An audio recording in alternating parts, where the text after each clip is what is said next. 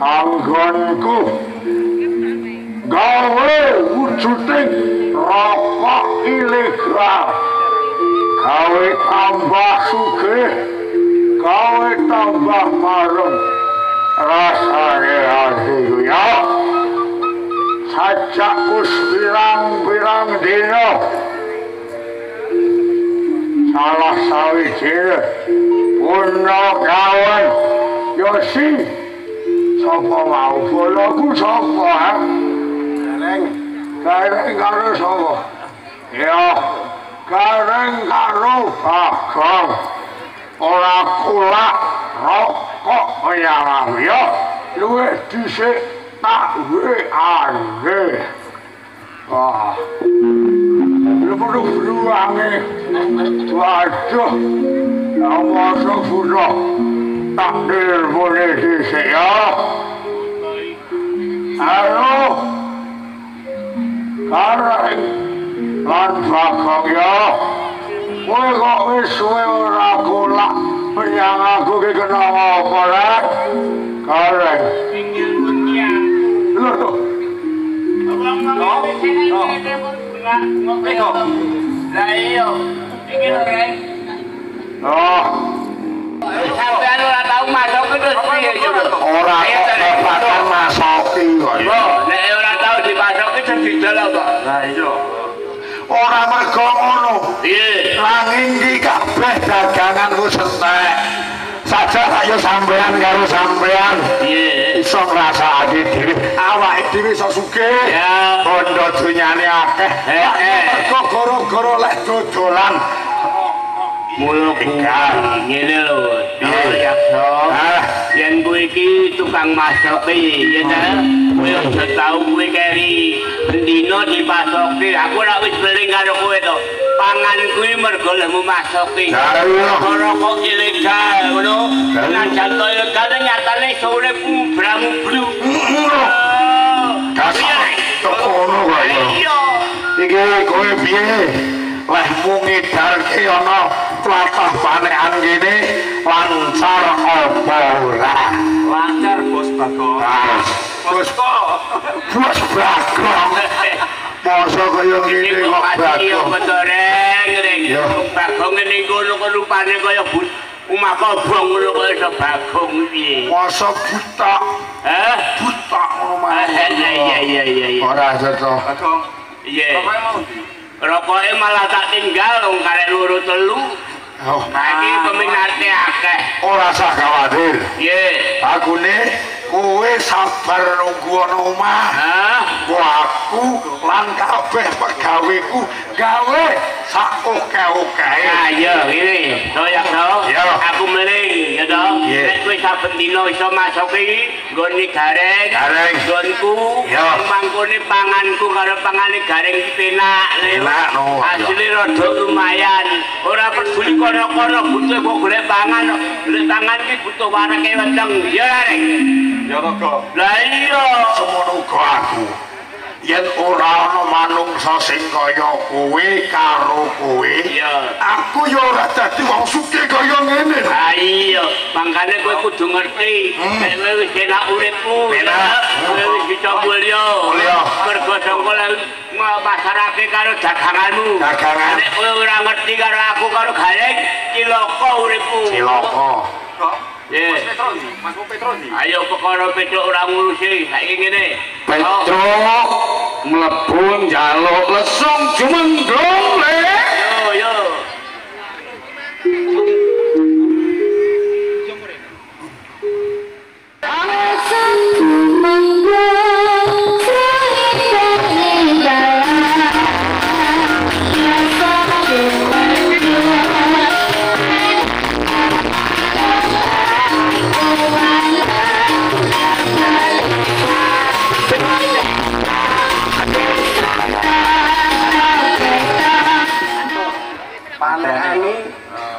Nggone gemah ripal Cina. Ngerti apa ora kowe iki? Pastiku, aku masmu iki. Iya, saking panekane malah rame. Lah iya, akeh desa panekan gumergah, ya kan? Yo. sumber daya alamnya luar biasa, sumber dayanya manusia juga luar biasa. Iki biyen Kang Gareng. Iya. Pas gawe panekan iki biyen. Kuwi Tuhan lagi mesem guyu. Akhirnya diparingi sing luar biasa ngene iki. Nabi khusus ya. Masyarakatnya padha gemuyu. Subur kabeh. Ada petenge apa sangat kodon. Penyaji ini mangan apa dibangun, Tro. ini dulu Iki lapane dibangun. Aku mangan kacang itu malah wae Kang Gareng. Pak Sekda mau dihentikan, Tro. Rumah sakit. Alhamdulillah. Ya isore mau matur suwun. bisnis awake dhewe lari. Lho ta iki ben manut tadi. Iki sapa to? Ya tak critani dhisik. Dikandani hasilnya akeh ngono. Ngene lho, aku terus Kang Gareng. Panekan kuwi ya saiki mu potensi sejarahnya. Ngawur piye to karo to? Ora apa-apa piye, iki dilarang nggak ngono iki. Cukai apa? Tadi makanya gue bayar pajak cukai tinggal dewe lah palapan cukai. Ini lho, Bro. Budi awake dhewe lah golek Kamu akeh. ora manut iki. Bang, dewa iki tanah yo. Piye? Ngapeki tanah. Piye? Piye sing bener piye? Masuk ki piye Gak kan? oleh, ngene iki gak oleh. Sebabe. Nek negara dilarang kudu enek cukene. Allah. Enek pajeke. Kawane sing ngikut Nek nganggo cukai ki ora iso. kanggo pembangunan. Adolku ki apa Lah aku sing suwe awakmu dhewe. ora. Pokoknya aku ora peduli. Ora iso pokoke iso. Ayo gelone wani aku. Ora. Pokoknya aku karepku dhewe. Aku ora wani ora urusan aku to. Ayo gelat aku yo wani. Maju. Pisake Maju terus bareng ayo. Kalau Mare dosa. Ora barokah ngerti ora? Enggak, kowe aja nguji-uji sing elek. Kowe nek sampe dodolan ngene tak laporne tenan. Kabeh kok. Kowe iki gak yo wong dhewe kok. Saiki arep nyambut gawe apa maneh. Saiki ki paling banyak golek malah kaplo anake lewat jamaah. Ayo ora karo kuwi bisnis saya ngene iki menyakeh banget iki kok ya. Ini haram iki, ora jelas. Sing ngomong karo apa kok ya. Ayo Kamu Manut masing-masing. kamu sing teko to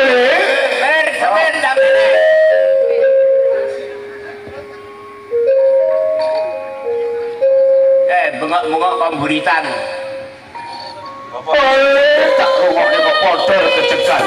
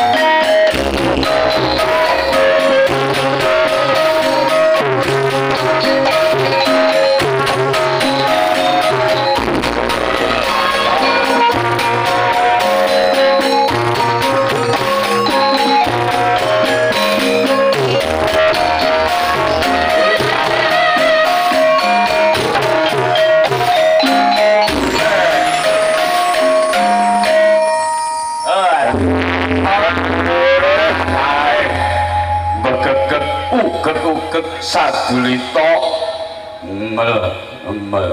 Sing dimel ki apa wis mau ora ngemel mel. Boleh adikku ora gelem ajak mau. nawa gareng Adikku ora manut mau. Petro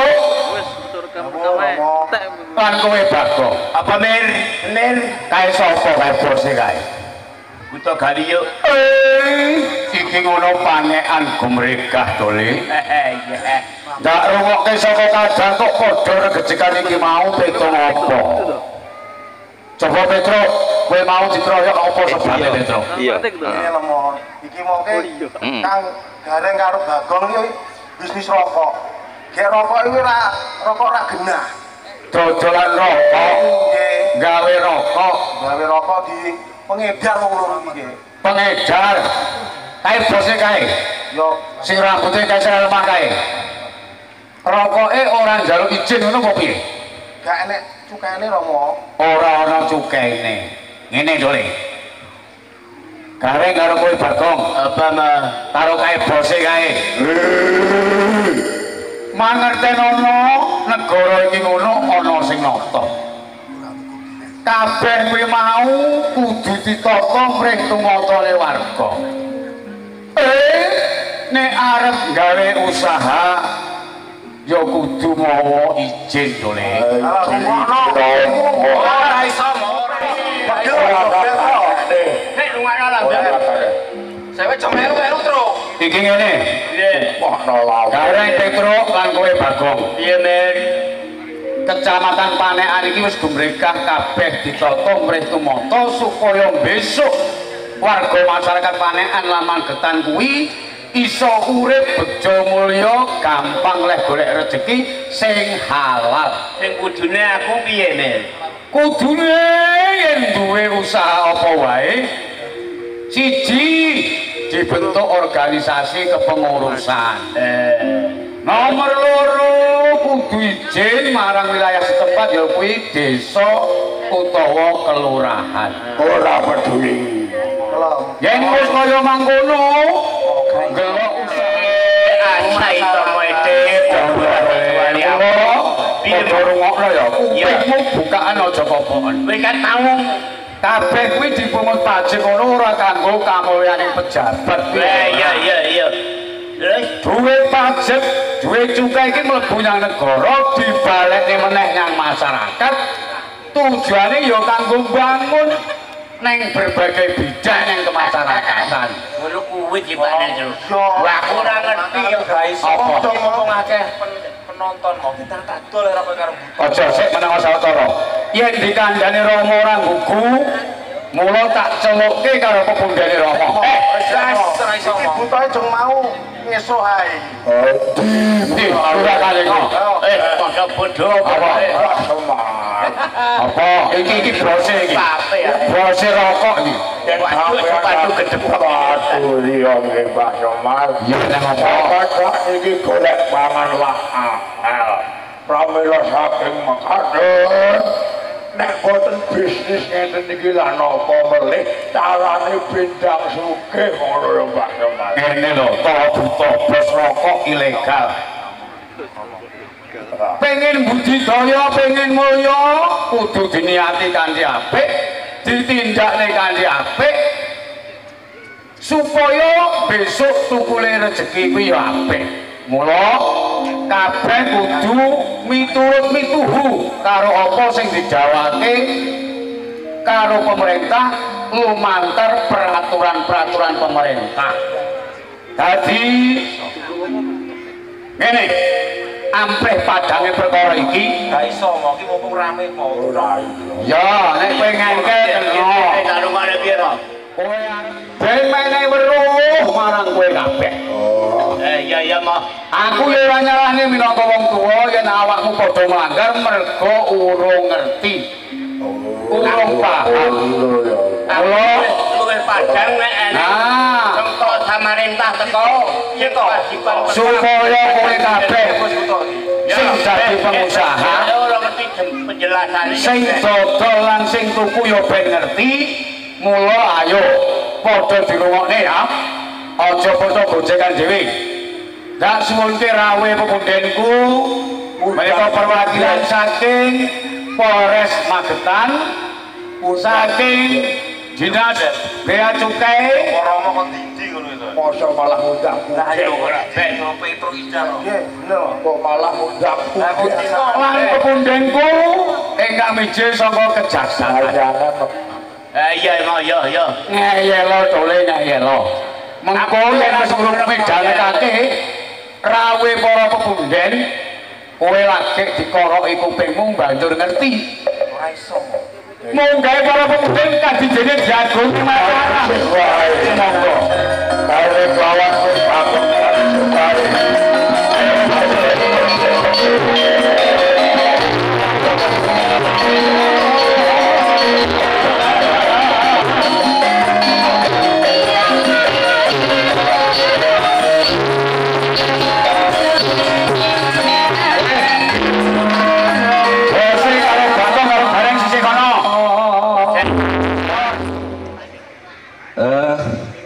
Assalamualaikum warahmatullahi wabarakatuh. Waalaikumsalam warahmatullahi wabarakatuh. Alhamdulillahirabbil alamin. Wonten dalu punika sesarengan sosialisasi pencegahan peredaran rokok ilegal di Kecamatan Panekan sekaligus peringatan hari jadi yang ke-347 Kabupaten Magetan.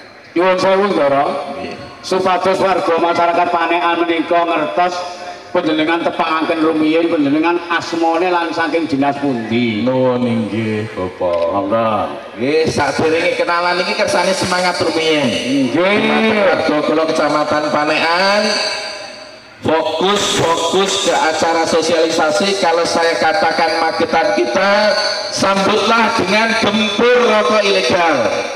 Saya ulangi, kalau saya mengatakan Magetan kita, sambutlah dengan gempur rokok ilegal. Baik, saya coba. Magetan kita, gempur rokok ilegal. Sekali lagi, Magetan kita, gempur rokok ilegal. Alhamdulillah, Bapak Semar. Nggih, sampun rawuh niki pengajeng panjenengan sedaya ingkang sepindah.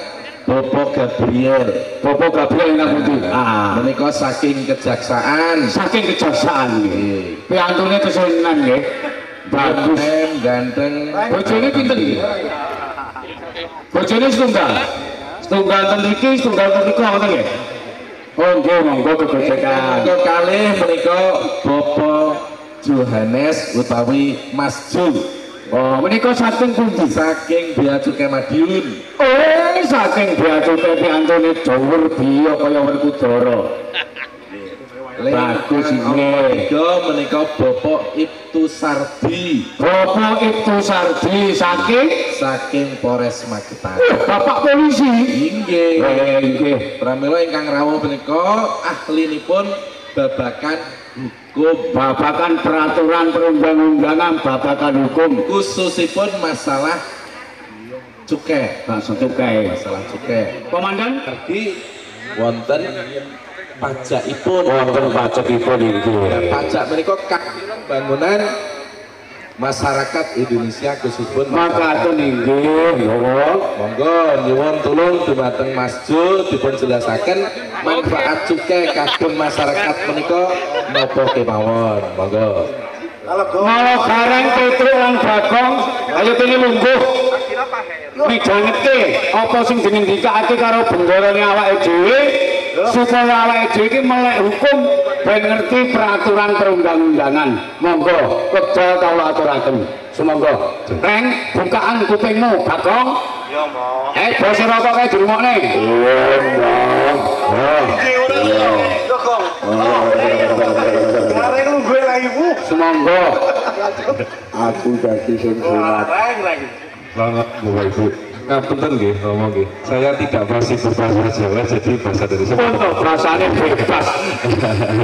Siap. Jadi tadi kan pada geger, ya ampun kenapa, terus manfaatnya apa? Jadi cukai itu ya sama seperti pajak, cuma untuk barang-barang tertentu. Sebenarnya ada 4 jenis, cuma kali ini kan kita bahasnya rokok. Tapi rokok itu sebenarnya istilahnya kalau di undang-undang itu hasil tembakau. Jadi jenisnya hasil tembakau itu ada banyak, salah satunya rokok. Manfaatnya apa cukai? Tadi sudah Romo jelaskan juga sebut buat pembangunan, kesejahteraan masyarakat, dan itu banyak bidang dari masyarakat untuk masyarakat. Salah satunya kalau yang dikelola oleh Pemda itu dana bagi hasil. Tahun lalu aja penerimaan cukai hanya hasil tembakau loh ya, belum yang lain-lain ya. Hasil tembakau itu 188 sekian triliun. Segitu banyaknya bapak-bapak. Nah, rokok ilegal kan nggak bayar.